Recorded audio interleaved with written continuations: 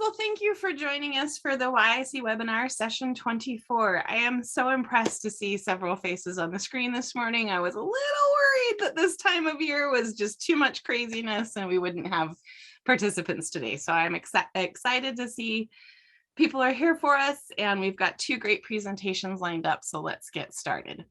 So our agenda, of course, will be the mindfulness moment and introduction of presenters. And then Clarissa Stebbing is going to share some information on connecting students to community resources.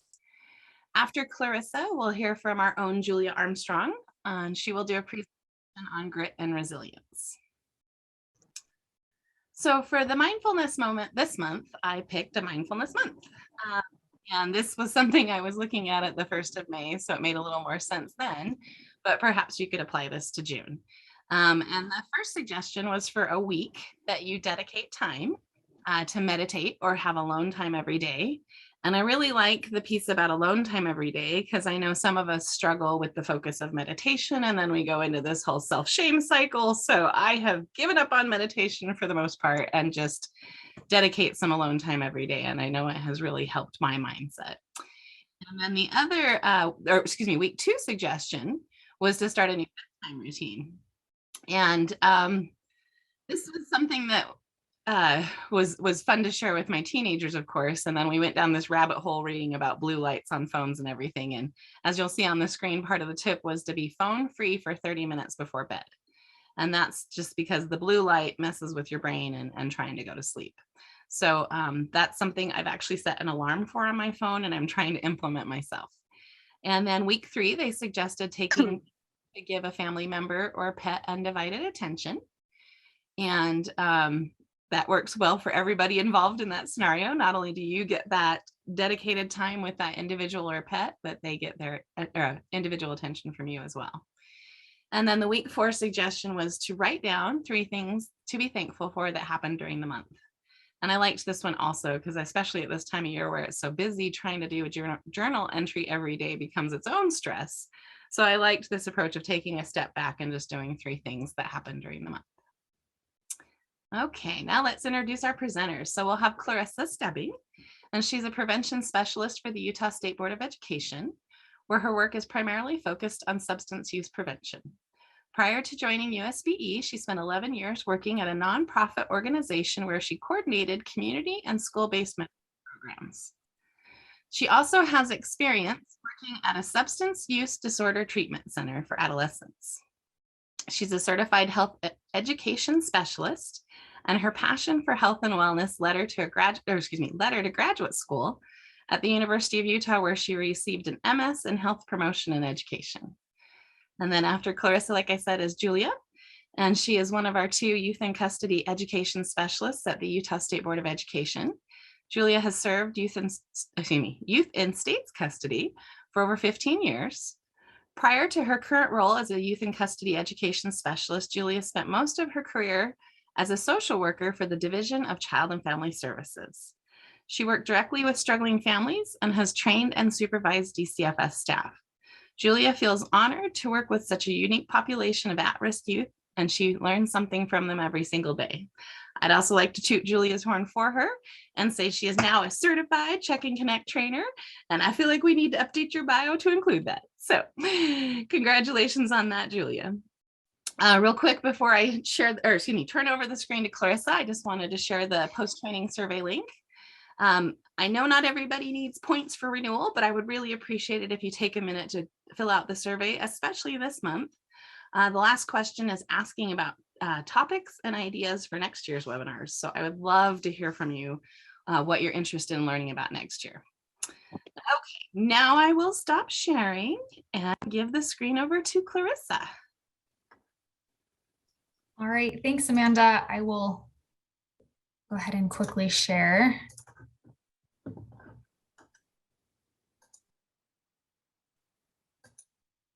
Okay, can you see that all right? Perfect. Well, thanks for the introduction and thanks for having me back. As you mentioned in the bio, prior to coming to the State Board of Education, I worked at a mentoring organization.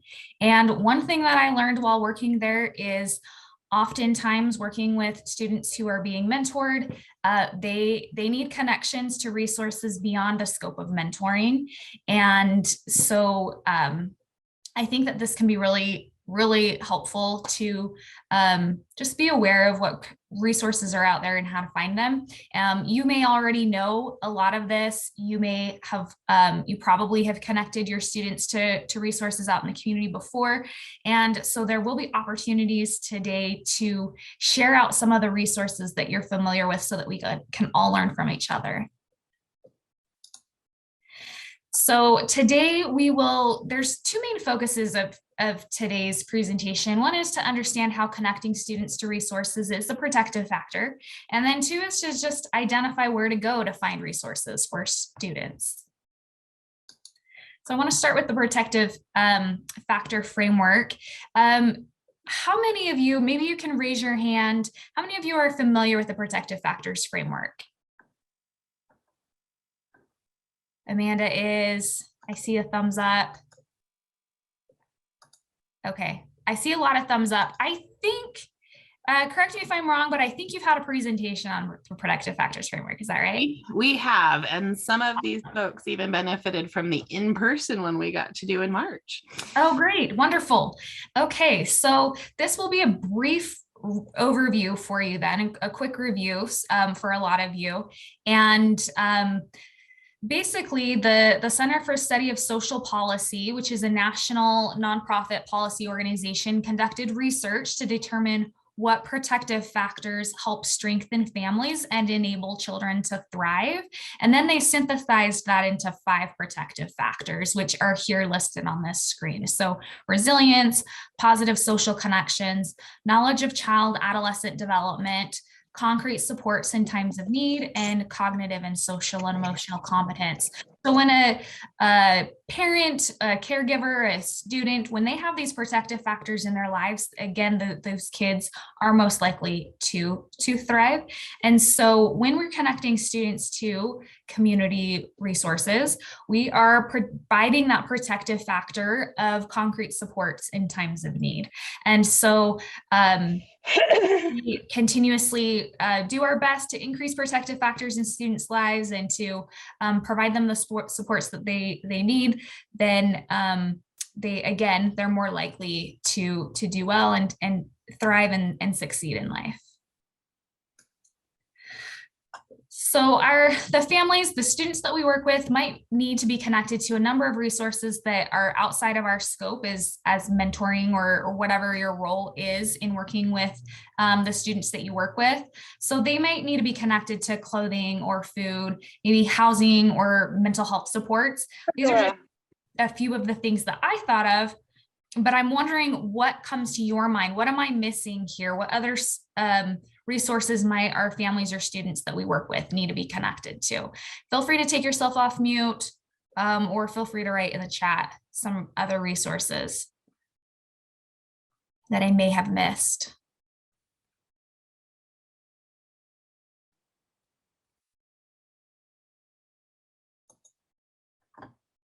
I want to give enough time just in case somebody's typing in the chat.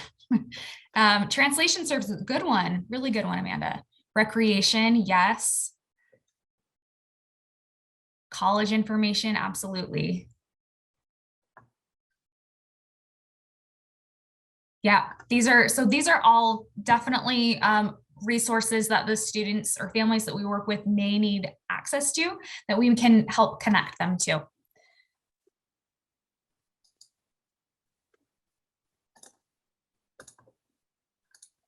Okay, so 211 is probably the best resource that I can provide in finding resources. How many of you are familiar with 211? Will this be a review? I see some hands. Okay, cool. And then, Annie mentioned Safe Place to Be While Parents are at Work. Yeah, another great resource that we can help connect families and students to. So yeah, 211 is basically a database that can be accessed to be able to find resources that are in a certain area. This is basically what the homepage looks like. If you go to 211utah spelled out.org, you'll access this page where you can find a lot of different resources. You can also call 211 and actually speak with somebody, let them know what resource you're looking for. They'll ask what's the zip code in which you need the resource, and they can help you. They can give you a list of resources in that area. So that can be really helpful. I have gone online and found resources. I've also called, and I think both are helpful. They also have an app that you can use to find resources as well.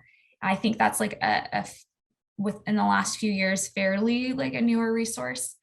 And then something else that I think is useful is they have county resources. And so I want to just pull that up really quickly to show you how to access that. So I'm going to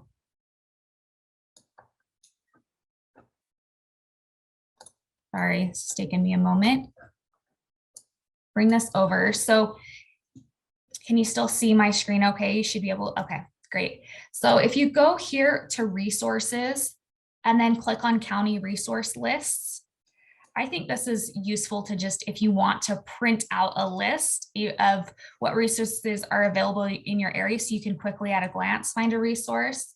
So for example, if you live in Box Elder County, you could just come over here, click on Box Elder, and you can just have this running list of resources ready to go. Now it hasn't been updated since 2019. So I definitely recommend calling in advance to make sure the number is still current before handing a resource over to a family member or a student. But this, I think, is helpful to have ready at your fingertips at a glance. They're not all, so if you live in a more rural area, let's say you're in San Pete, your county resource list it'll cover 6 counties because there's just not as many resources just in San Pete. So you'll get to also see what other resources are available in surrounding counties. And then if you're in Salt Lake, for example, you're going to have several more resource lists. So they have I'm going to zoom in for you so you can see this a little better. But they have a general resource list, one specifically for dental, food, health, homeless, single parent. So I think that's helpful to just have access to that county resource list.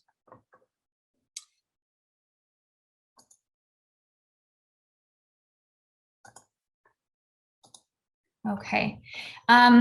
So the types of resources that you'll find on 211's database or within 211's database include clothing assistance. So let's say, for example, a student that you're working with needs to go to a job interview and they need to have something nicer to wear, for example. Maybe they need new shoes, or there are organizations out there that can provide assistance for clothing. There's also counseling and mental health services, employment or job training, food assistance, tutoring, and youth services. I think it was Kyle in the chat had mentioned, recreational, that's stuff. They have that listed on 211. They have, after school programs, tutoring services, other things that could be beneficial for the students that we work with, especially with summer coming up. Some of our students may need some activities, some place to go, a safe space to be, and 211 can help you find some of the resources within the youth's community that they can access. And something else that's fairly new to 211 is, speaking of protective factors in the protective factor framework, they do have a web page where they've broken down their services or the resources down into the 5 different protective factors. So let's say you are working with a student or a family, and they really just need access to more social connections, for example, you could go to 211, click on social connections, and get a bunch of different ideas on what resources are available in that specific protective factor category.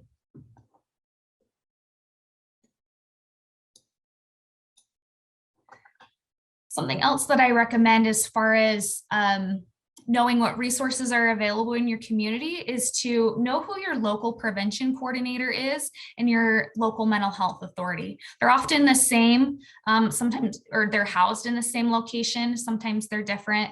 But if you go to this website that's listed here on the screen, you can find out who your local prevention coordinator is and who your local mental authority is, and access that information. So this is just the Utah's Division of Substance Abuse and Mental Health. That's the website that houses this information. And oops, I'm going to go back. And I think we have enough time. So what I'll do is I'll show you an example of how to get there. We'll get back to just type in. So you go to dasama.utah.gov. And then if you come over here to contact, just go down to the location map and you can see here. And if you go to find local services, you can, if you want to just do mental health or prevention services, substance abuse treatment, you can click on that, or you can just simply click on your location and it'll pop up all of that information. So let's go to Weber Human Services. So that's the prevention coordinator, who is Samantha Tilton. And then the local mental health authority is housed in Weber Human Services. And so we'll just go to their website and see what resources they have to offer. And I recommend doing this, finding out who your local mental health authority, your prevention coordinator is, go to their website and then see what resources they have. A lot of times they have classes that can, that you can refer your families and students to. So we'll go to, I don't know, let's go to resources and click on resources. Actually, I'm going to go to prevention services. And then we'll go to their workshops. And so you can see here that they have so various workshops that mental health first aid, several parenting workshops, learning to breathe. That's a mindfulness-based curriculum for adolescents. So if you are, we're working with a student where you felt like, hey, they could really benefit they'd benefit from more mindfulness in their life. For example, you talk to their parent or guardian and see if they would be interested in signing them up for this program. So that's just an example of some of the services that your local mental health authority could potentially, or your prevention specialist coordinator could potentially offer for you. So now we'll go back to my screen share. So I wanted to hear from you. As I mentioned earlier, I know a lot of you have worked with, you've been working with students and families, some of you for many years, and I feel pretty confident in saying that you've probably connected people with your students or families to resources. And so let's go ahead and, Amanda, if you could drop the Jamboard link into the chat. I wanted to give you an opportunity to share those resources that you're aware of that are useful for students so that we can all learn from each other. And so it's in the chat, and then I will also go to that page. It looks like a couple of you are in there. And so are you able to see my screen still? Yes, and I was just loving, I'm not sure if everybody's familiar, so you might want to demo how to grab the pen or whatever. Yeah, for sure. So what I will ask you to do is come over to the left-hand column. There is a square icon. And if you hover it over it, it'll say sticky note. So click on sticky note. You can pick whatever color you want. And then you put a resource that you're familiar with that you found that has been useful. So I'm just going to put in Utah Food Bank. And then I'm going to save it. And then I can move it around. And then we have basically it's like a brainstorm board of the resources that are available. So go ahead and pick a sticky note and start putting it on the board. So I'll give you a few minutes to do that.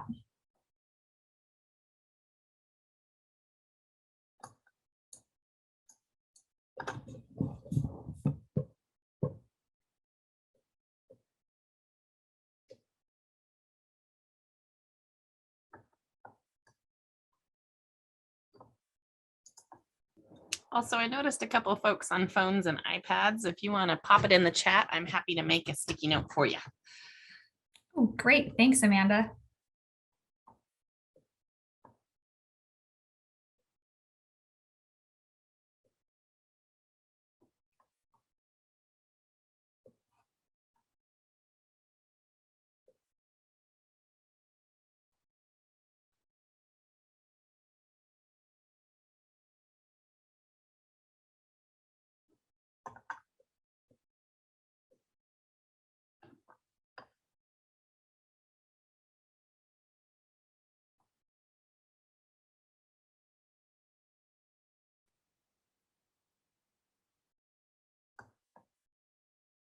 I'm loving what I'm seeing so far. There's some really great resources and ideas in here to connect students with and families with.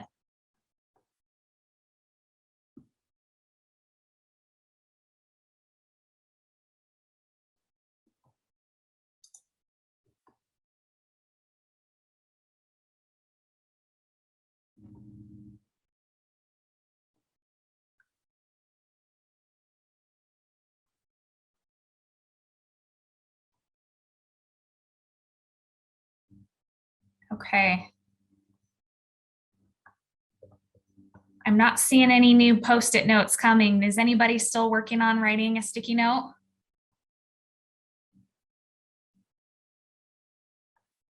Yes, okay, I'm seeing some. So if you're working on a sticky note, keep going. I'm gonna start going through some of these and just sharing out what we're seeing. So community garden sharing programs, I love that. That's a great resource.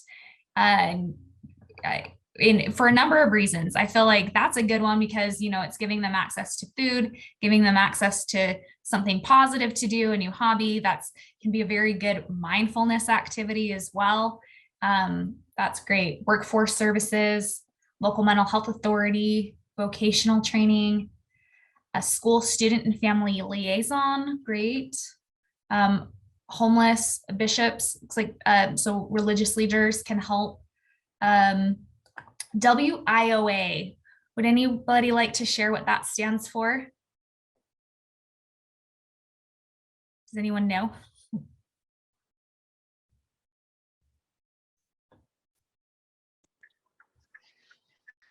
It's I think it's WIOA, and it's workforce services is the same thing from what I understand. Okay, thank you. Perfect. Community Resource Center or Food Bank, Catholic Community Services, Boys and Girls Club, meeting with clinicians, the road home, volunteer work, another great one. Sometimes our students need access to being able to volunteer. Like that's a great positive activity for them to do. It also looks good on college applications, resumes, after school programs, mentors, school food pantries, the YWCA. Great. These are all really great ideas and resources. We have Volunteers of America just popped up. Perfect. Catholic Community Services. I don't remember if I said that. Volunteers of America. Yeah. So great. We've got a pretty good list here of the resources that are out there. I know Catholic Community Services, I know they provide a lot of services for families of refugee background. They probably provide other services as well that I'm less familiar with. If anybody wants to speak to that.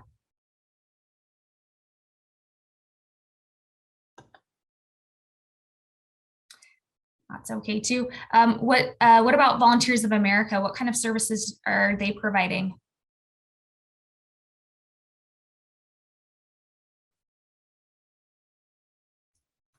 Clarissa, I know VOA will provide treatment, like drug treatment, detoxing type services. And then in addition to that, they have all sorts of other resources they can link families to help through that process.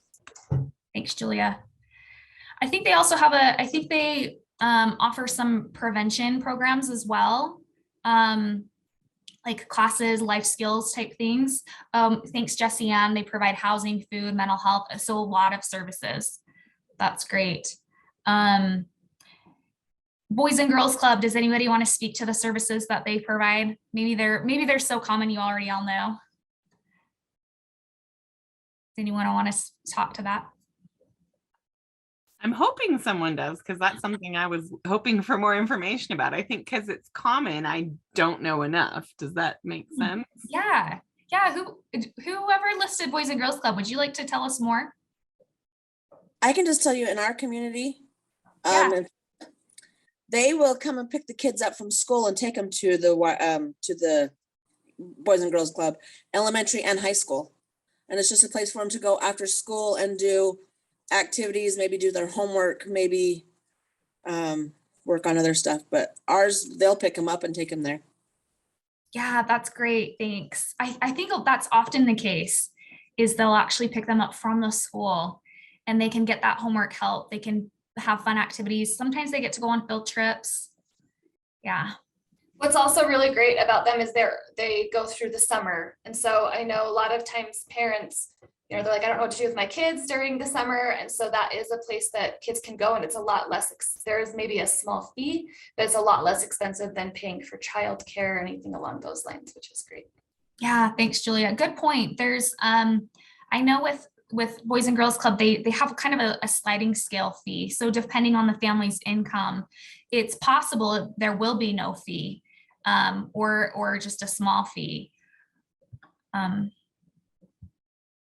Let's see, I'm going to see if there's anything else on here to discuss. Workforce services. Do they provide any other services besides helping find employment? Yes, we just had a training on this on Friday, and Workforce Services came and talked to us about, they do internships, they pay for the supplies needed for a job, they have job coaches, just lots of things and they work with kids as young as 14 up through 110 if you live that long.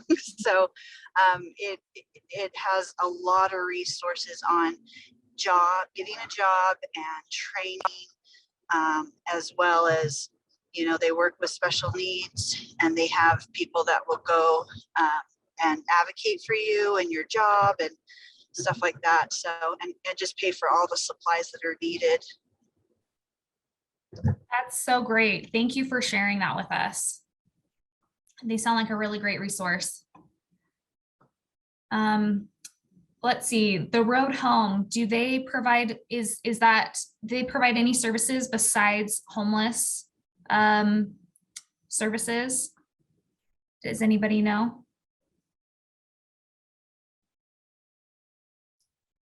I believe with the homeless services comes a lot of other types of things. So everyone's assigned a case manager who helps with, all things that are needed to meet that basic level of need, right? And so they'll help you find housing outside of the road home. They'll connect you to mental health people if needed. And so they all have case managers, which can identify specifically the needs of families and then provide resources. Great, thank you. So it sounds like a really great resource for families who are facing homelessness. YWCA, anybody want to speak to the resources they provide there?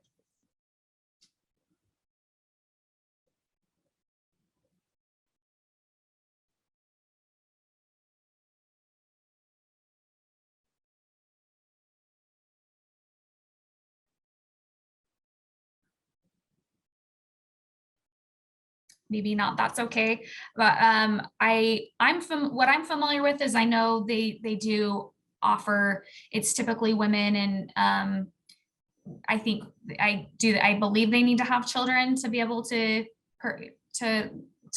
live there they have housing, and then they help them get on their feet, and probably similar services to the road home. Oh, thanks, Jessie Ann. They provide housing, food, clothing, mental health services. Great, thank you. Okay, well, this is a pretty good list here. I am going to get back into my PowerPoint, and I just wanted to talk a little bit about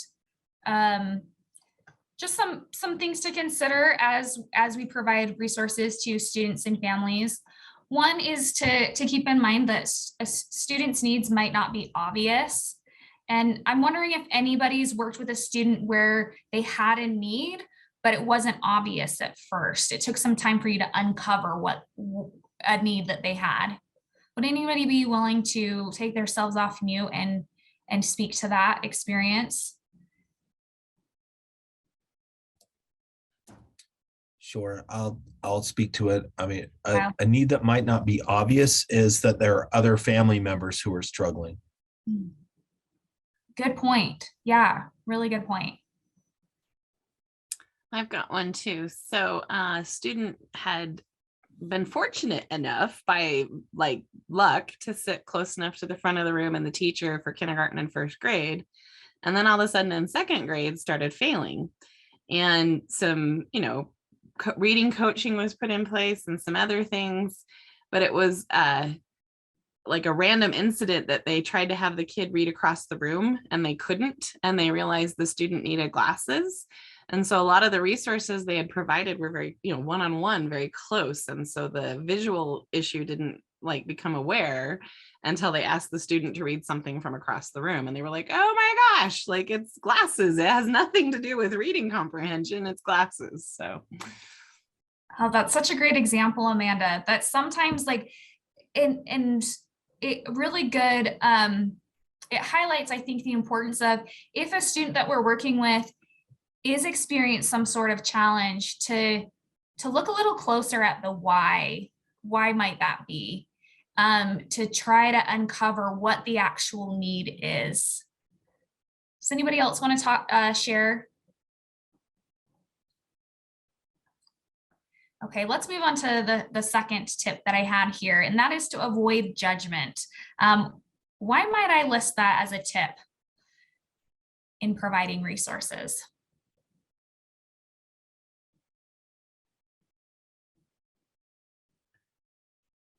I'll chime in again. So I think for me, that is, I want to make sure I don't shame the family or make them feel like it's a negative thing if they need resources.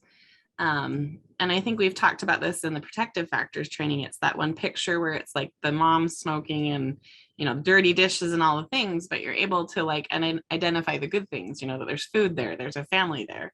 And so I'm constantly reminding myself not to have my expectations, what works for me, so that I'm not passing on accidentally any judgment or shame for using the resources.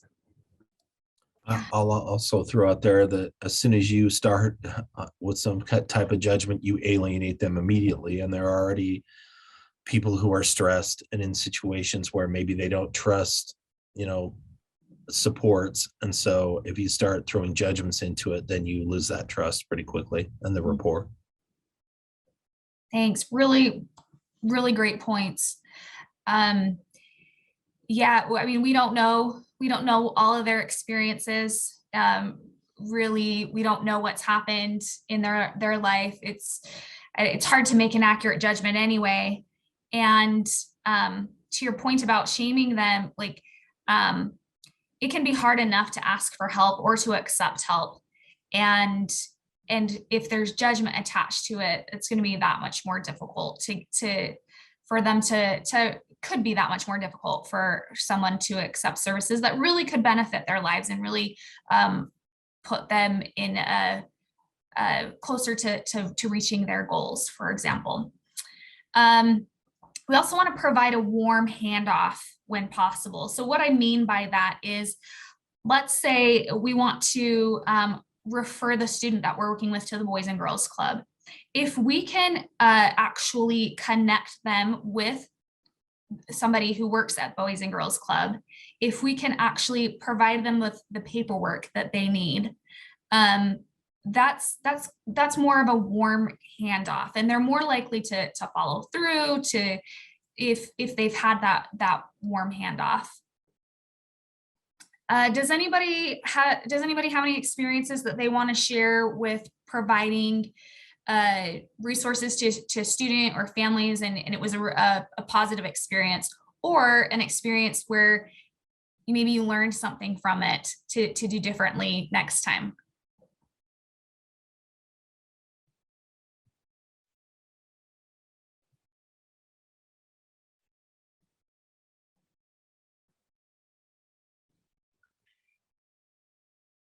So I can keep talking. It's not my experience, but when we were presenting a training once, and this was the group of gang prevention mentors that I was working with, and an experience that one of them had was trying to connect a family to resources, and discovered some cultural barriers, and addressed them, but it still was an issue. And so the resolution was working with another mentor who could help cross those cultural barriers and make the family feel comfortable with the supports that were being provided.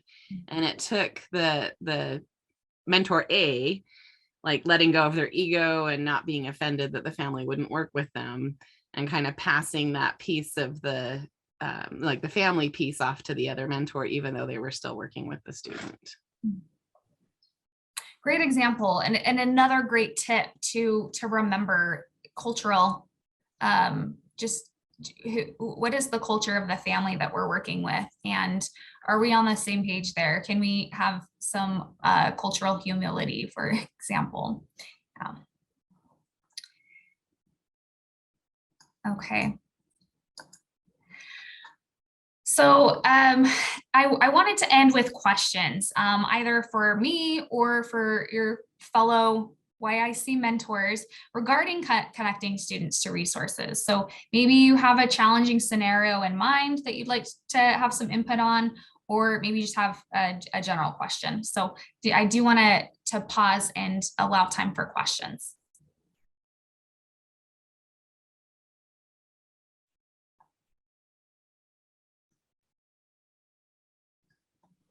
Yeah, I was just gonna say, come off mute or use the chat or whatever works.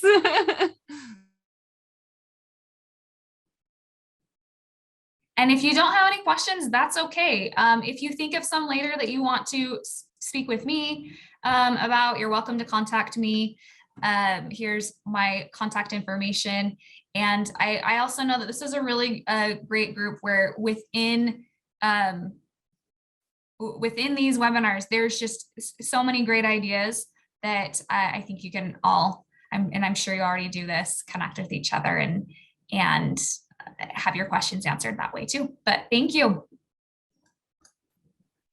Thank you, Clarissa. I really appreciate that. I love that, I always think I know everything, and then there's like, oh, where did that come from? Like having the 2-on-1 app was my aha today, because what a handy thing, because sometimes you're not where like, and what I would like, I tried to use the website from my phone recently and it didn't go so well. So I think once I have the app downloaded, it will hopefully work better in multiple situations. So thank you so much, Clarissa. I really appreciate your time and the information. Okay, so with that, we will welcome Miss Julia to the stage. Julia, you're planning on sharing your slides, right? Yes. Okay. I am going to do the best I can with technology. Juggling some screens, and I'm not in my space, so it's a little awkward. But let's see how we do. I know if we were in person, this awkward like transition would be totally fine. But I feel like on Zoom, there's no time for awkwardness, right? Or maybe it's just all awkward. I'm gonna go with all awkward. What would be really awkward is if I was talking to you and I was on mute. And no, that's my trick, friend, remember. yeah. All right, I am trying to see all of your faces. So I'd rather see your faces. I mean, at least a couple of your faces. If you want to turn your faces on, your cameras on, you're welcome to, because I'm going to speak with you rather than at you. And so if I can see your faces, it makes it a little bit easier for me. But I also understand that some of you didn't put makeup on this morning, or maybe you didn't shower and you just got out of the gym, right? So all of those things happen when you get to work from home. And I don't hate that. Anyway, do you see my screen, Amanda?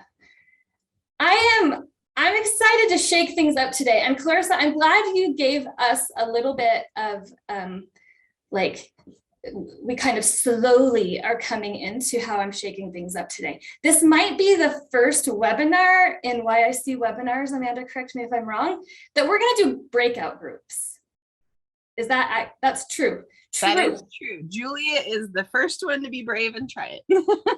So today is an experiment, and I'm excited about that because, as you see on this title screen, we're talking about grit and resilience. And I've never really thought of myself as a gritty person necessarily. I don't know that I've had that word in my mind. I think I've always thought of myself as resilient. But I'm just going to say today, resilience is perfect and grit is just like a little bit more, right? And so we're going to talk about that together. And because I've never really thought of myself as gritty, that was a new word for me. I feel like I'm not necessarily the expert, but I think that as we go into this, you're all going to see that you have some grit experience and you all have some grit that I want to learn from. So that's what we're going to do together. We're going to work together. So have our number of participants declined, Amanda, since I started? I can't see. Only by 2. And not since you started, just since 90. Okay, so we're okay. I'm glad we're all here together, and stay with me because I think we're going to do some good work together. So of course, when Amanda talked about grit and resilience and said, Julia, I want you to present on this because she was so kind to think that I might have some grit. And what you'll all learn today is like, you're going to have a score of how gritty you are. I'm pretty average, but I think once upon a time I was less average. And so I've definitely built some grit over the years. So of course, what do we do? The first thing, well, before I do that, let's go to, Amanda, will you throw in the chat a link, and it's going to take you, I'm hoping this is going to work as I practice it. So are we doing Padlet? Padlet. Okay, thank you. Do you see the Padlet on my screen or on the shared screen? I do see it on the shared screen, and I just dropped the link into the chat for everybody. All right, if you'll all go to this Padlet, this is what we're going to use to work in today. So to get us used to working in this Padlet, I'd love you to go to that far left column. And I want you to think about a skill that you've developed over the years. It can be a work skill, it can be in your personal life. Like for example, Amanda has a green thumb. This is something that she's really built over the years. And Amanda, you can use that if you want to. So don't feel like you have to come up with another skill, but if you want to, that's okay too. So how you do that is you're gonna come over, yes, thank you, Amanda. And you're just gonna push that plus button. And then there's gonna be a subject line. Oh, I guess I can just show you. Subject, and that's where you're gonna put in your skill. So I'm going to throw one in there.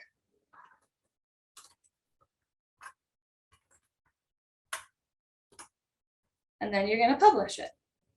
Okay, so it looks like we've got a few in there. And look at this, it's anonymous. So it's not like it's going to say exactly who wrote that thing. I don't think. Maybe as we keep going, there might be a little bit of that. But so go ahead, throw in a skill. And if you're having a hard time thinking of a skill that you possess, think about somebody else in your life that possesses a great skill, right? My daughter has this really great persuasive skill. She's really good at it. Awesome. I see that you're all doing this. Great. Time management, singing, forgiveness, listening better. That's a great skill to be able to listen. Cooking. Whoever wrote that, our next webinar will be at your house in your kitchen, right? What else do you have for me? Listening, great. One of my favorite check and connect activities we do is active listening. I think there's so much value in that. It's such a great skill. Rock climbing, mountain biking, surfing, those are awesome. Ignore dumb people. Is that a dig on me? No, just kidding. Ignore dumb people. I think that is so good. Being able to kind of let things go, right? And ignore things that might agitate you otherwise so that they don't disrupt your whole life.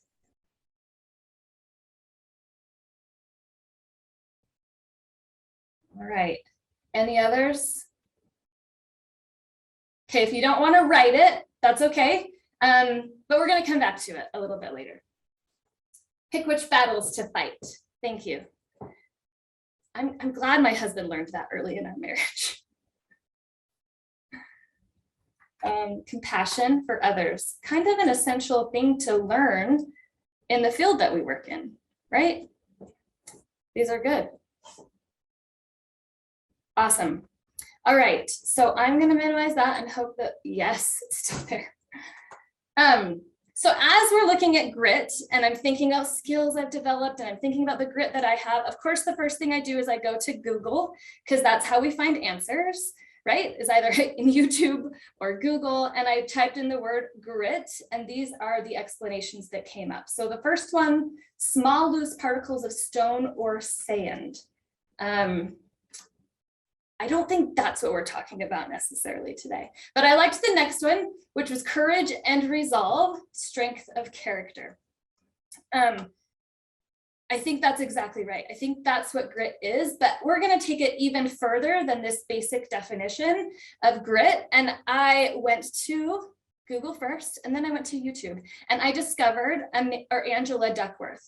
And we're going to watch her YouTube video here. I hope this all works pretty well. And she gives us a really good grounding place. And I'm going to use her material throughout this presentation to kind of help inform us on building grit. Sandpaper has a grit rating. That is awesome. I think that's really helpful. I mean, we're all going to get a grit rating today, just like sandpaper.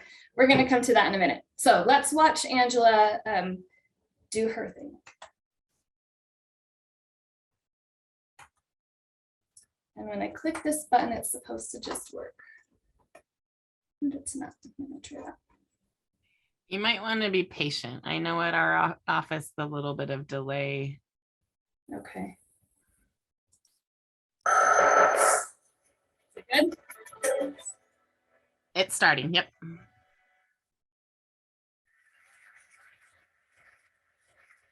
Can you turn it up a 27 little? years old. I left a very What's demanding that? job in Turn management it up a little. consulting for a job that was even more demanding. I went to teach 7th graders math in the New York City public schools. And like any teacher, I made quizzes and tests. I gave out homework assignments. When the work came Just making sure all the sound is as high as it'll go. back, I calculated grades. What struck me was that IQ was not the only difference between my best and my worst students. Some of my strongest performers did not have stratospheric IQ scores.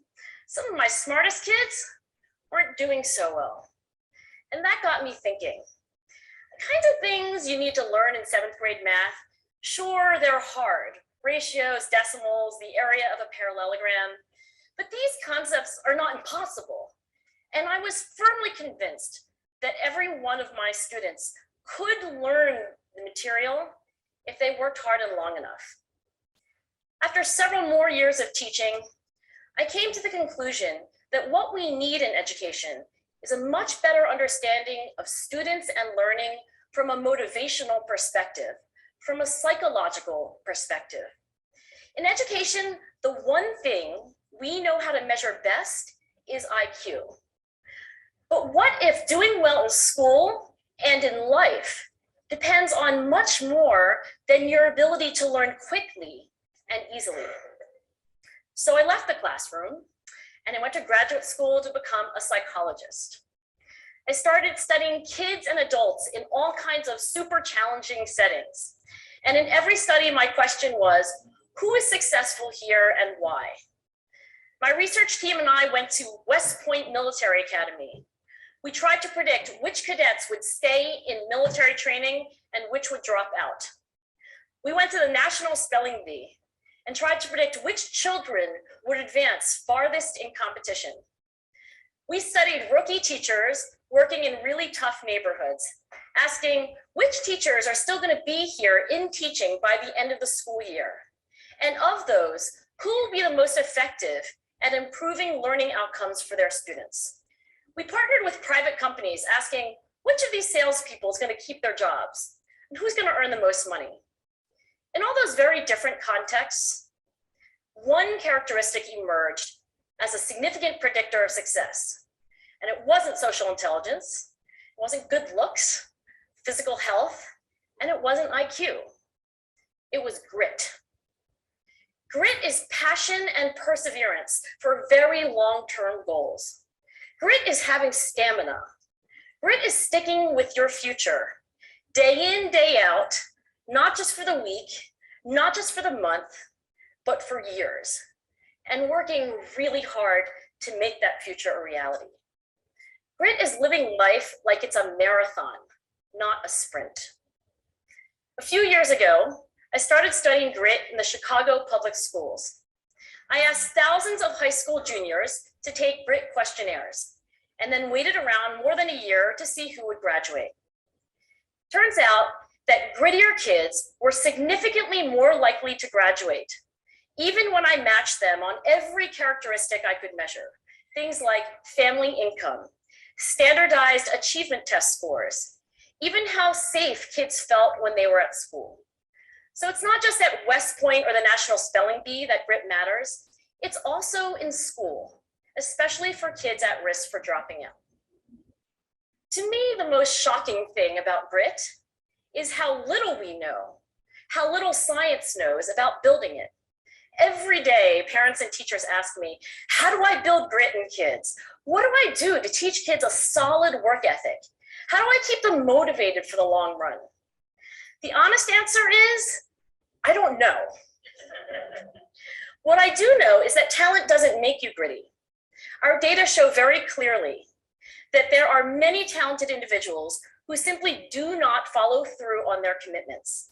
In fact, in our data, grit is usually unrelated or even inversely related to measures of talent. So far, the best idea I've heard about building grit in kids is something called growth mindset.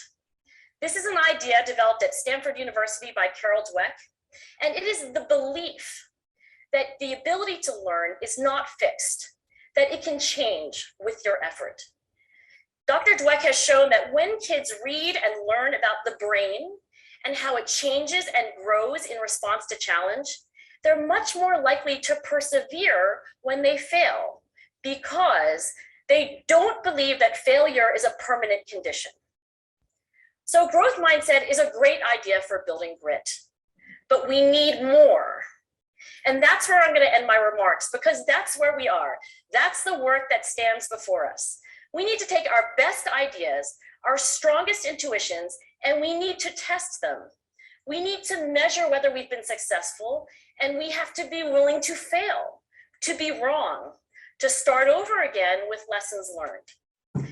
In other words, we need to be gritty about getting our kids grittier. Thank you.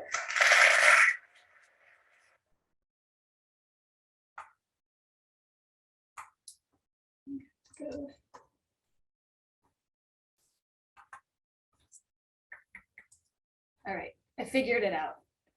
So that's what we're gonna do, is we're gonna dive into this a little bit more. Unfortunately, Angela gives us some more information in her book to help us dive into this and to take our own experiences and apply it to some of the things that Angela is gonna teach us, so that we can build our own grittiness and help each other build each other's grittiness. So then we can go into our schools and build the grit in our students. So we are gonna step away a little bit from our students and talking about our students, and we're really gonna focus on ourselves, and we're gonna do some work together to do that. So let's get started.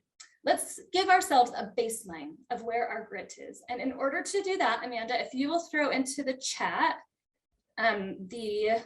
what did I call it? The quiz. Grit scale, right? Yes, the grit scale quiz. So just like sandpaper, Annie, we're gonna see what kind of grit rating we each have. So if you'll go to that link, it'll take you somewhere that looks like this. So that grit scale. So take a minute. Doesn't take very long, very short questions. My 7-year-old took this, my 13-year-old took this, and I took this, and we did it all very quickly. So I'll tell you who's the grittiest when you're done. That link is in the chat. I don't know if I can help with this one. You might need to go into the link and fill that out. Yeah, you'll have to do that.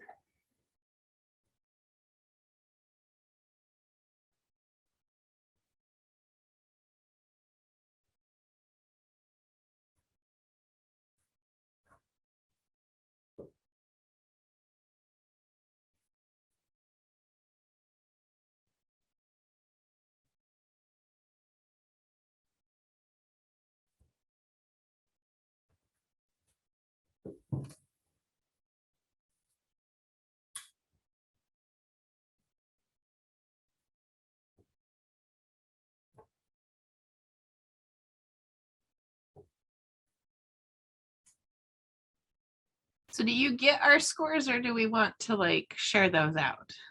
So I'm going to give everyone the option. If you want to share your score, you're welcome to throw it into the chat. I'd love to see where you feel like you fall in. I think I was at like 3.6 or something. My daughter was a 3.9 and my 7-year-old son was a 4.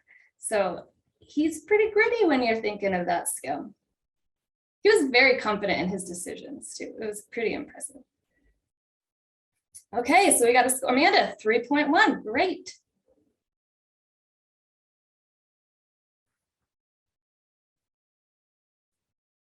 And there's no shame, like this is pretty subjective, right? I think we're also harder on ourselves. So I would almost take your score up like 20% just to give you like the humility points, right? 4 point, nice. We got some pretty gritty people here. Awesome. This actually doesn't surprise me at all. Given the population we work with and the job that we do, this is not surprising. Now, if you're like a 1.2, there's no shame in that either, right? I think you're just more humble than most.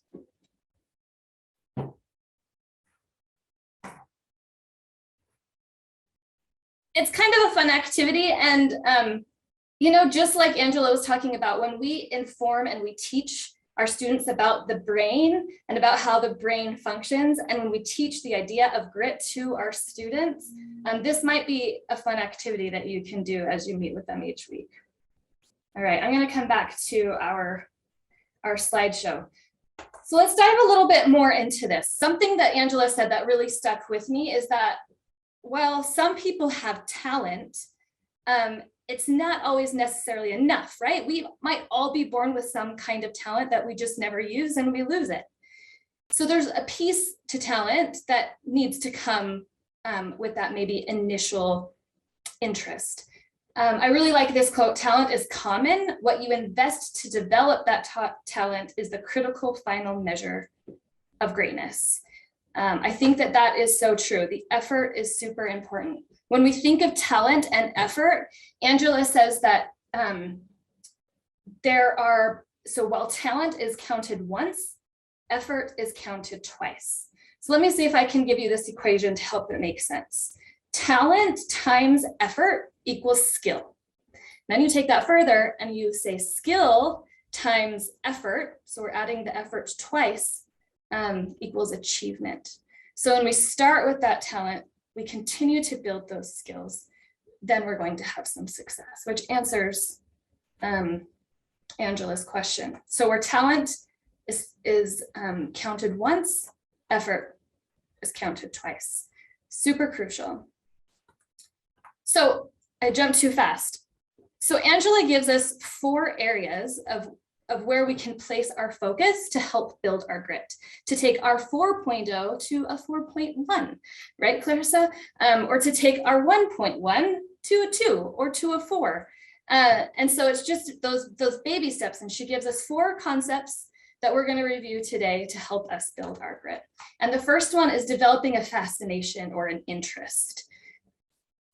So when you're thinking about a fascination or an interest, like I'm pretty fascinated with certain topics. And so then I will eat up all the things that I need to learn about those topics. Those of you that know me, I find polygamy super fascinating. And so if you're a polygamist, let's have lunch because I would love to pick your brain. I'm fascinated by why people do what they do, and especially when people do things that I don't understand. I'm really, really fascinated by people. And I think that's why I work in child welfare. And I think that's why I've been here for 15 years. I worked for DCFS for 13 years. Maybe that's why Amanda said that I had some grit, because as you know, not many people make it past a year working at DCFS. And I lasted 13. And so I've learned some lessons along the road that we'll continue to talk about today.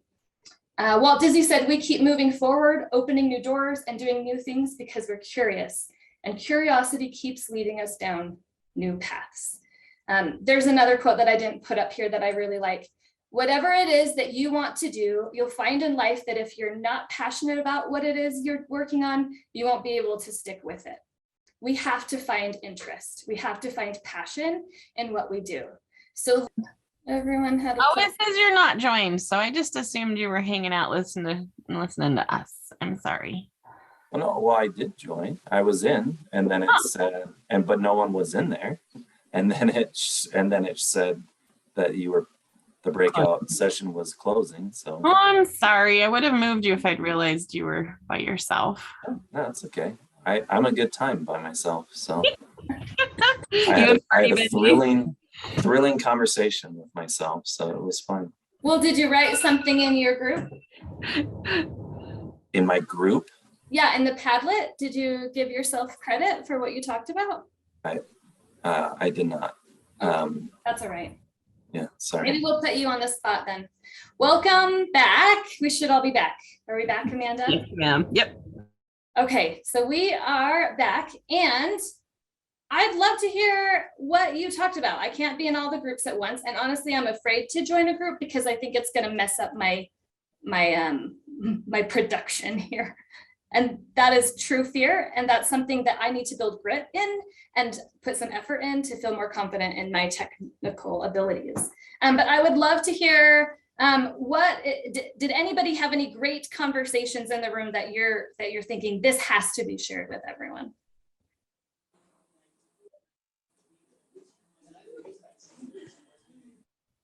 I'll go, Julia. Thank you, Heidi. We were in group 3. And there was quite a few comments made, but I'm just going to basically read what we were typed. One said that my kids drive me. Also, my personality is one that drives me to get in and get things done. Family and success. She grew up in a hardworking family of 9 kids, and they just do it until it is done. Success is finishing. And then it says, how can I make this better, easier, etc.? How can I solve the problem before it becomes a problem? Yeah, that's awesome.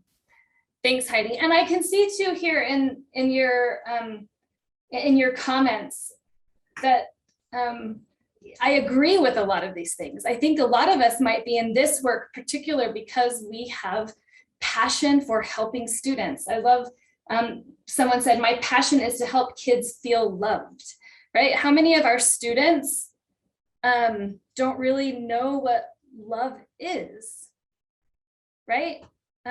or what love could be, or maybe have a skewed version of love. And so the passion to help students feel loved or cared for or not lost or important, I think is a really big deal. Anybody else? I don't want to cut anyone off if anybody else has something that they'd like to share.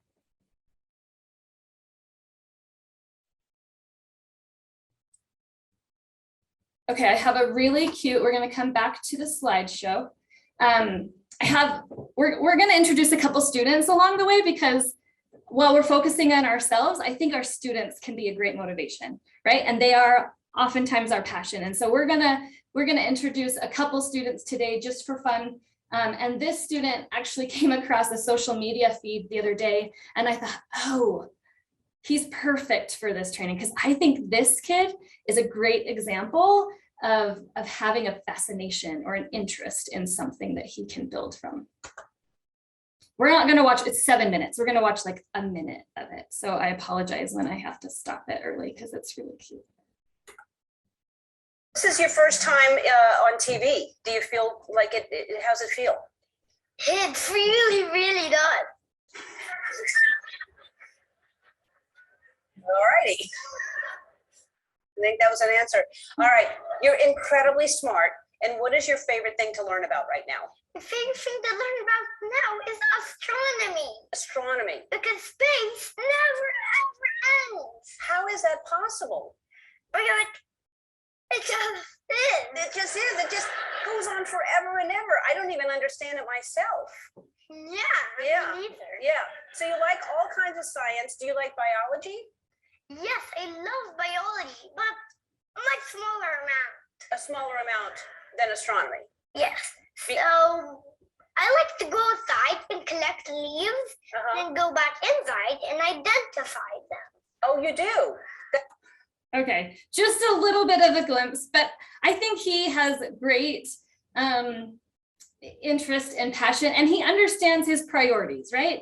He understands that he is more interested in astronomy than he is in biology. However, he is building his grit in biology by doing something he enjoys in that area. I think he's a really great example, and I think kids can be our best examples. So the next section that we're going into, or the next thing to focus our attention on, is that daily improvement. The idea of competing with yourself every day to beat yourself from yesterday, right? And we're gonna have highs, we're gonna have lows, just like when you look at this image, this iceberg illusion, right? When we look at certain people, we might think, oh man, they have it all together. You know, they were born into wealth, or they were born talented, or whatever, right? We see the success of people and we can glorify in that success, but what we don't always see is the stuff underneath the ocean, right? The dedication, the hard work that it takes, the good habits that are formed, also the disappointment, the sacrifice, the failing over and over and over again, right? To do the things that they need to do. And also that persistence, I think that got cut off on our screen. That persistence to continue no matter what, right? Because that interest and that passion is a lot stronger than that failure over and over and over again. And so we just have to do in like little daily things to help us get better today than we are tomorrow, or today than we were yesterday. I'm going to be better tomorrow than I am today, for sure. I'm going to do a lot of things different tomorrow than I already did today that were probably not so wise of me. So to start this conversation, or to continue this conversation, let's throw this quiz out there. This guess who game, right? And maybe some of you have played this. It might not be new to any of you. When I showed this to my daughter, she was like, Mom, I've seen this before. So maybe it's not new, but play with me anyway, because it was new for me. So guess who? After being cut from his high school basketball team, this famous failure went home, locked himself in his room, and cried. Who is that? You can throw it into the chat, or you can shout it out if you're brave. Karl Malone, good guess. I saw him once in Park City. Kind of cool. Michael Jordan, Carla, you got it. Michael Jordan. And I love that this image that was found just kind of goes into more depth. Good job, Nacho, Jessie Ann. See, you guys have played this game before. I've missed more than 9,000 shots in my career. I've lost almost 300 games, 26 times. I've been trusted to take the game-winning shot and missed. I failed over and over and over again in my life, and that is why I succeed. Michael Jordan was not afraid of failure. He continued. And the thought, like, even with his height, right? I have this nephew, he's 13 years old and he's 6'4". The kid has no basketball talent yet, right? He can build that, but he already has coaches talking to him about joining basketball teams just because of his height. Anyway, so this kind of blew my mind, but maybe where Michael Jordan grew up, they have a lot of tall people. I don't know. All right, next one. Guess who? Was once fired from a newspaper for lacking imagination and having no original ideas. Oh, Kelly, it's okay, you don't type fast enough. If you want to take yourself off mute to win, you can. I don't type very fast either. Any takers on this one? Did I stump you? Is it Disney?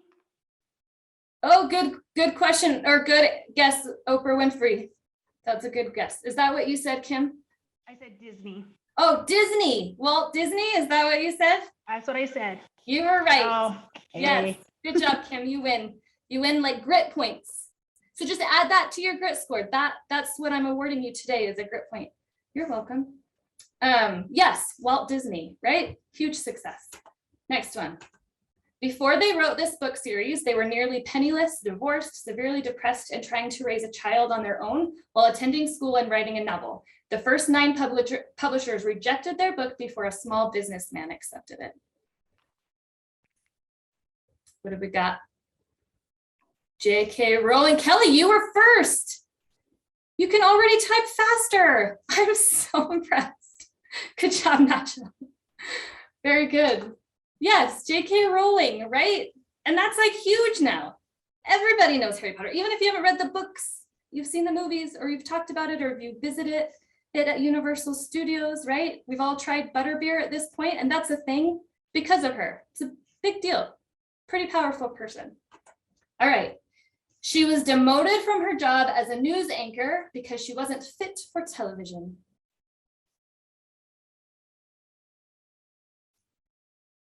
Oh, we got it. Carla, you're good.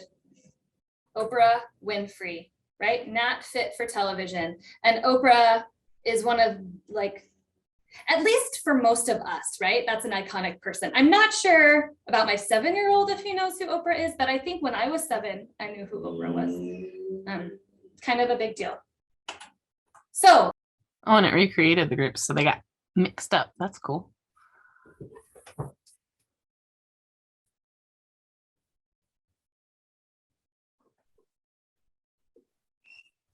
Hey, you noticed I typed that fast, but it didn't spell it right. That's okay. I didn't notice, honestly, because I am no spelling bee champion. So you're in good company. Yeah, I was just going to say, this is, you heard me in trainings, how it goes on the board is how it's spelled. Like, I don't care how it's actually. I'm on my iPad today, so it's like, No, I didn't notice it either. So bravo. Words have never been, nor do I think they ever will be, my passion, right? I like small words. I don't like remembering big words. I hear you. Yep. Well, I hope you're all coming back. And I saw some really good things on here. So let's talk about some of these things. Many of you put things like my mom, right? Seeing people, others, being around people, my mentors. So does anybody want to speak to that a little bit more? Like, what does engaging with others do for your resilience?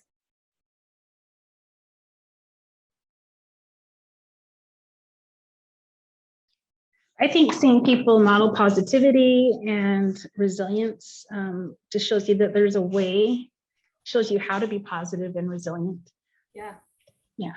Yeah, I think that's so true. Seeing others demonstrate that is so helpful. And it makes me think, like one of these people said, mentors, right? How many of you, and you can show by a raise of hands if you want to, have a mentor for yourself? whether you sought them out as your mentor or whether they were assigned to you? Yeah. When I was in child welfare, I did multiple jobs at DCFS, and every single time I found myself a mentor. Either someone like you just talked about, Kim, who was just a good example to me that I wanted to emulate, or someone that I was like, oh, they're really good at this one thing. So anytime I'm struggling with that one thing, I'm going to go to that person. And so I had multiple mentors throughout. Now, I think one of my talents that I have and a skill that I have is the ability to talk to people and seek help, because I know that I can't do things on my own. And so for some of us, it might be hard to assign ourselves a mentor. And so we might have to ask, like, hey, boss, will you get me a mentor because I'm really struggling? But having a mentor goes a long way. And I think taking that further, when you're feeling pretty good about what you're doing, being a mentor, right? Having someone that you can go to and talk to and coach along the way. I was a caseworker for 2 years, and I was passionate about that job. And that job also tore me apart. It was so hard. I needed my coworkers to be able to get me through that time. Like I did. And so my whole career after that point, then I went into training and I did a few, and then I was a supervisor. I continued to take that idea of eating lunch together to help me be resilient, because I needed to spend time with people that were in the trenches with me and doing similar hard things with me, right? And so people go a long way. If you're not a people person, I would encourage you to at least find a person, right, that you can connect to and either mentor them, have them mentor you, or just be friends, right? Spend some time together. Find a friend, be a friend. Let's see some of these other things that you guys talked about. Just a perspective, remembering I have been through hard things and have come out okay, right? I think self-reflection is really good. This is something I did a lot with parents that I worked with. So I can remember specifically one mom I was working with, there was some domestic violence going on in the home. Her husband had a brain injury. He was actually a professional football player for a while. He had multiple brain injuries, lots of concussions from his profession. Never a violent person before. And now I think due to head trauma, now kind of a violent person. He had a lot to work through. They both struggled with that. He didn't like being angry. She didn't like being the victim of some of his assaults. So they turned to drugs to help them cope through that, right? And so they had just lots of different challenges, but at one point in their life, they were very successful. I mean, he was a professional football player. They had, money, right? Those professional athletes tend to have some money. They had beautiful children. They had a great support system. And so what I could do with parents often is they think about a time that you got through something hard, right? And then we could go back to that time. What did you do to get through that thing that's hard? Is that something that you think you can duplicate? Or, wow, you've gone through some really hard things. I'm impressed you're alive today, right? I'm impressed you're here with me today, and we can have this conversation. And so really recognizing those things, I think, goes a long way. So thanks for that input. Is there anything that any of you really want to share right now about resilience before I share some more of my thoughts? Carla, I like this. I wish there was an edit button for my comments. Who cares? Sorry, Carla, that I read that out loud. But I don't know that there's an edit button. Nobody's looking, we promise. Anybody else want to share anything specific before I leave the Padlet? Well, real quick, just what I shared with you while we were waiting when the folks were in the breakout rooms, that you inspired me today and gave me the hope that I don't have to have the talent, that if I try hard enough and I stick with it and I'm willing to learn the skill, that I can still do it. Like I don't have to just be naturally talented at it. Right. And that's like the hope of this whole idea, right? Talent counts for one, effort counts for two. Like you can continually build on that, and there's some positivity that comes out of it. I love that. Thanks, Amanda. All right, please chime in if you have things, type them in the chat. We'd love to learn from each other. So here are some thoughts that I had when I'm thinking about my career with DCFS and the things that I feel like gave me some grit and helped me with my resilience and being able to get through the mess. right? So we already talked about being more social. I'm not going to go into that anymore. Recognize that the only constant in life is change. So that person said that, Heraclitus, I don't know how to say that. See, your grammar's poor, I read poorly. I really like knowing that there's going to be change. And if we can accept it and we can work through it, then it's better. And change is positive, right? Sometimes I think I worked for DCFS for 13 years, and I don't know how many times new things were coming up all the time. And it was really frustrating because I was like, I just got comfortable with this one thing. But when I thought about the bigger picture and I thought about the purpose behind my administrators' meetings that they decided to change this thing, is that they're just always looking at creating a better system and a better process for children and families. And that's it, right? Even if we think about our legislature, right? I'm hoping that most of the time there are good intentions behind it. And so sometimes change is actually a good thing, whether we can see it or not. So just being okay with that. Another thing that I have developed over the years is committing to making decisions, right? It's hard sometimes to make decisions, and this has bit me in the butt so many times because I always try not to be the decision maker, but sometimes I'm the only one that's willing to do that. For example, my in-laws, when we would get together, we'd want to go out to eat. And nobody would make a decision on where we would eat. And so inevitably I would sit and sit and sit until we were there for a half an hour. And then I would say, this is where we're eating. And so eventually I became the only person to decide where we were eating. And then I dealt with complaints about where we were eating the whole time. And so sometimes it backfires, right? Sometimes you make a decision, you just have to commit to that decision and just deal with whatever backlash might come to that, or deal with like the beautiful meal you just sat around at the spaghetti factory with your in-laws, right? So there's two sides of that. Practicing optimism. I actually have an awesome coworker. I don't know if you guys know him. He was here earlier. I'm not sure if he's still here. I don't see him on my screen.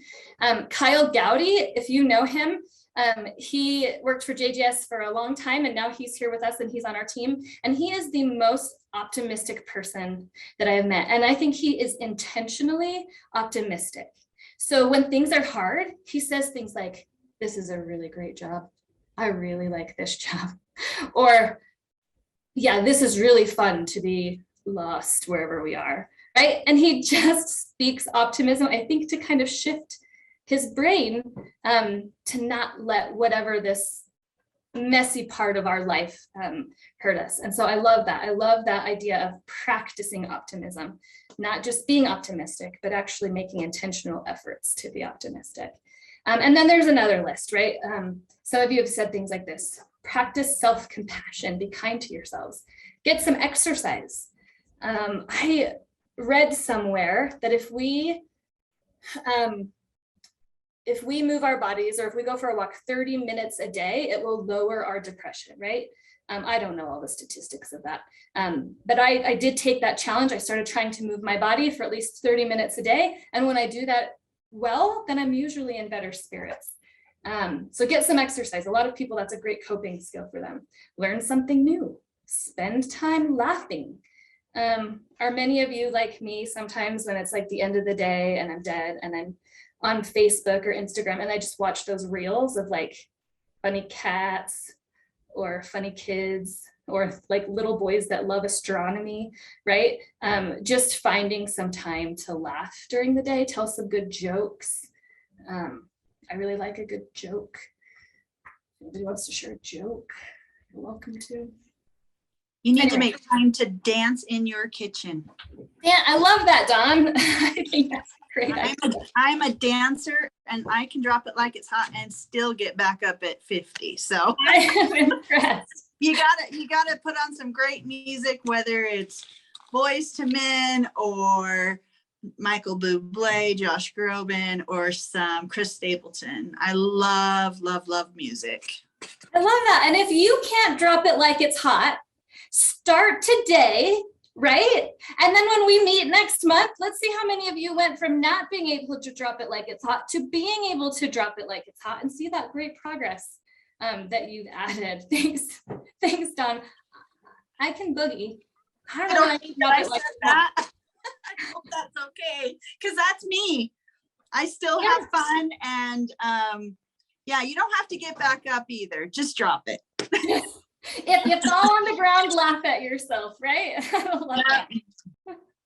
No, that's fantastic. And Amanda, if we need to edit any of that out, that's fine. Just I hope we're fine. I enjoyed it.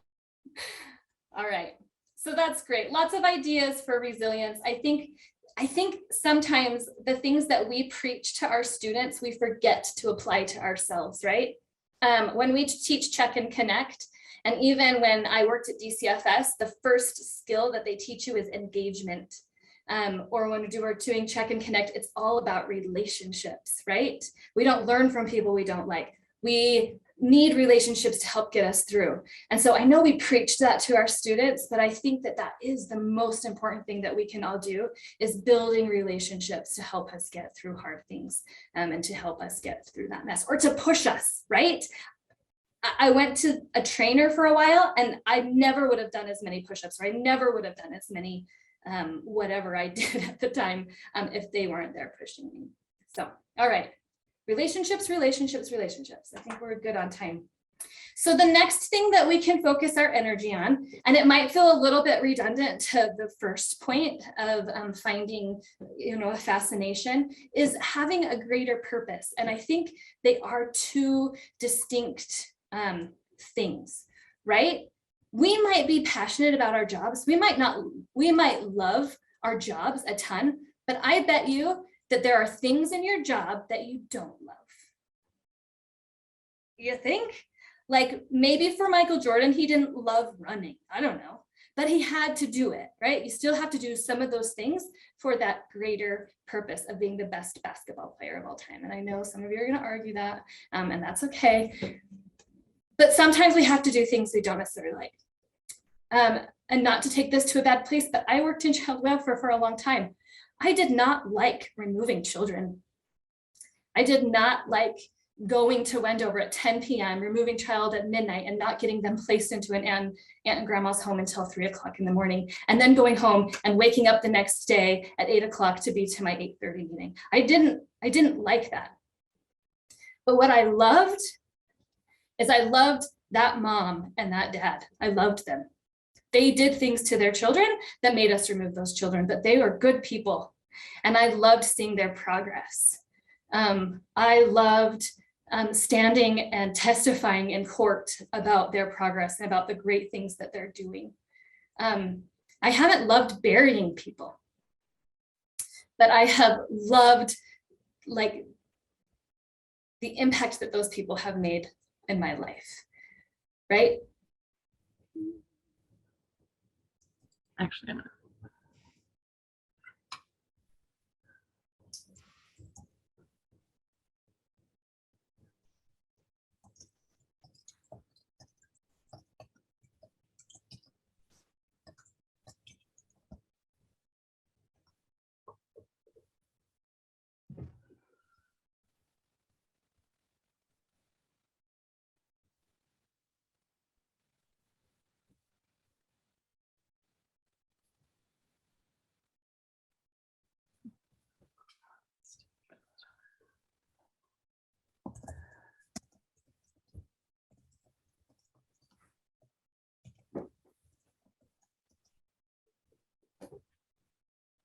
Right, I think we're all coming back.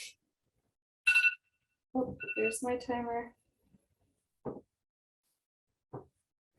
right, I hope that was good, a good conversation for you to think of a greater meaning or a greater purpose to what we're doing. And I see some really fun things here. Like we catch and adjust behavior early on in life, right?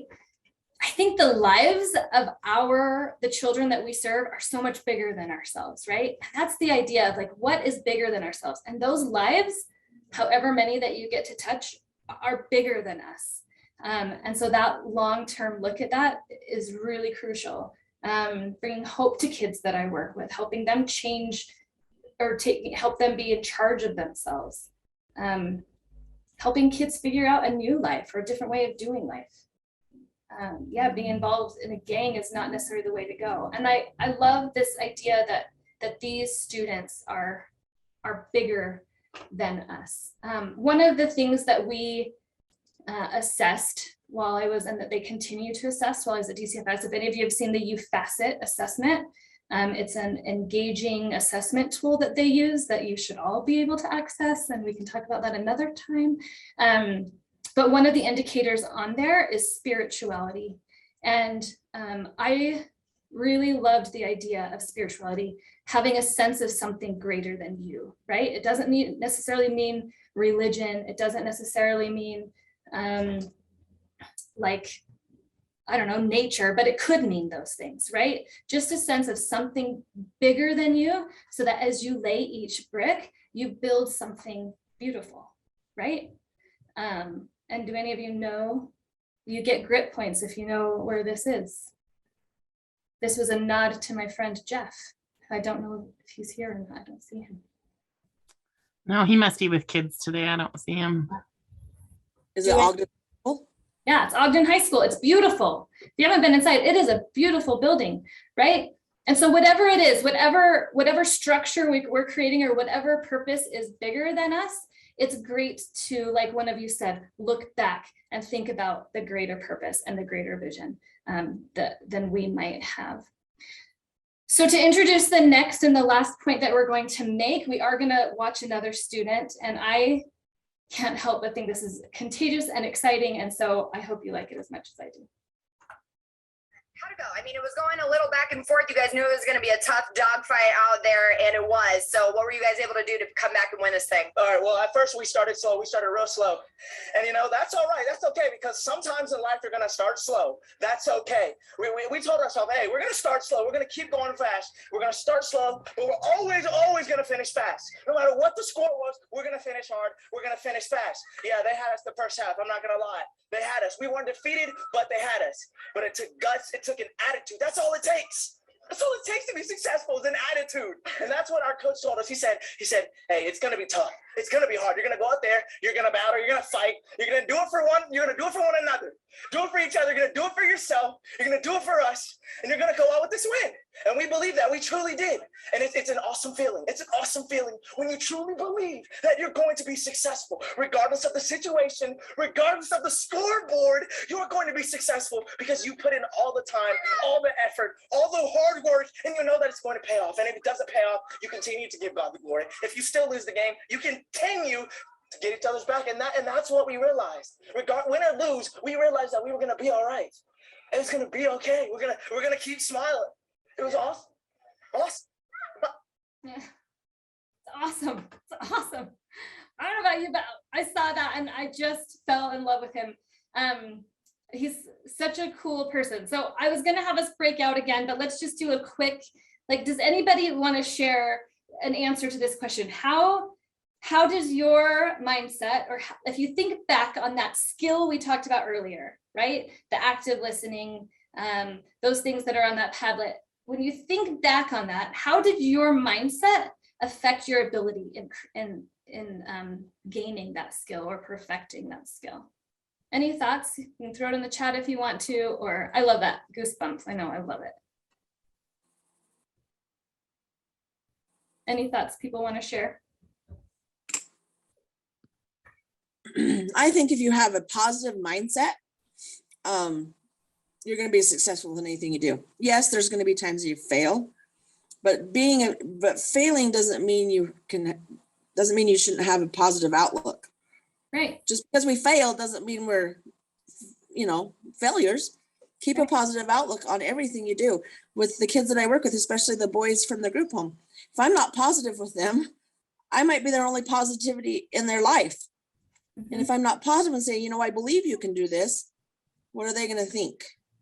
Right. You have to model that mindset, right? That growth mindset, like Angela talked about, for the students that you're serving, right? And success can mean so many things, right? We talk a lot about finding the small successes. You made it to school today.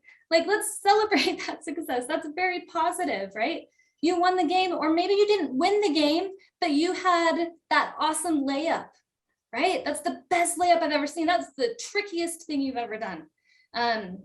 So just having that positive attitude and seeing those small successes go a long way. And this is the fourth, and I think the most important, and we only have 5 minutes thing for us to think about in this takeaway.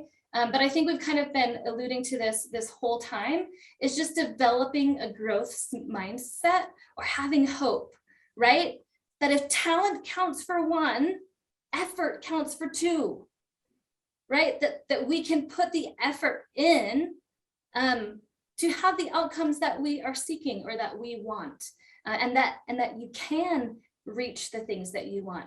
So going from this fixed mindset, can't teach an old dog new tricks, right? To I'm going to teach that dog how to, I don't know, catch a ball, right? Whatever it is you teach your dog. Or me, myself, right? I can't drop it like it's hot, but I can boogie and I can get there. Like I still move my body. I can do that. So changing that perspective of, you know, I'm limited to, I can still do new things. I can still grow.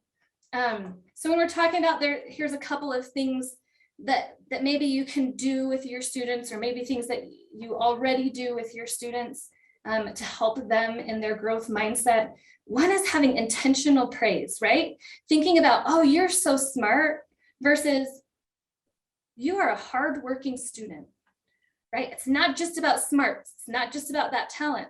It's about the effort too. And so acknowledging the effort that students are making and pointing those things out specifically. Acknowledge grit, right? Teach them about grit. Have them take that quiz if you want to. And then you're super gritty today, Kelly. Like you're extra gritty, right? Every time I see you. So those kinds of things. And the last thing is about a desired result. I don't have a lot of time to go into this, but this is something that has helped me along the way. At DCFS, we teach planning. And part of planning with families is creating desired results. And this is something I still do to this day. Anytime I have something that I have to figure out or something I have to work through, I like to come up with a desired result. And a desired result is simple. It's just, what do you want to achieve out of this thing you do, and put it in positive context and make it present tense. So I had to become an accountant in this job, and I hate math. And so when they gave me all the financial burden of this job that I have, I would tell myself, I am an accountant. And so then when I figured it out, I was like, yes, I am an accountant. And every time I looked at that spreadsheet and I was so frustrated, I would say to myself, I am an accountant, I can do this. And it changed the way that I thought about it, right? And then I had to teach other people how to do it. And I just had to tell myself, I am an accountant. I am not a licensed or skilled accountant, but I can at least now run a spreadsheet and add some numbers together, which is really positive for me.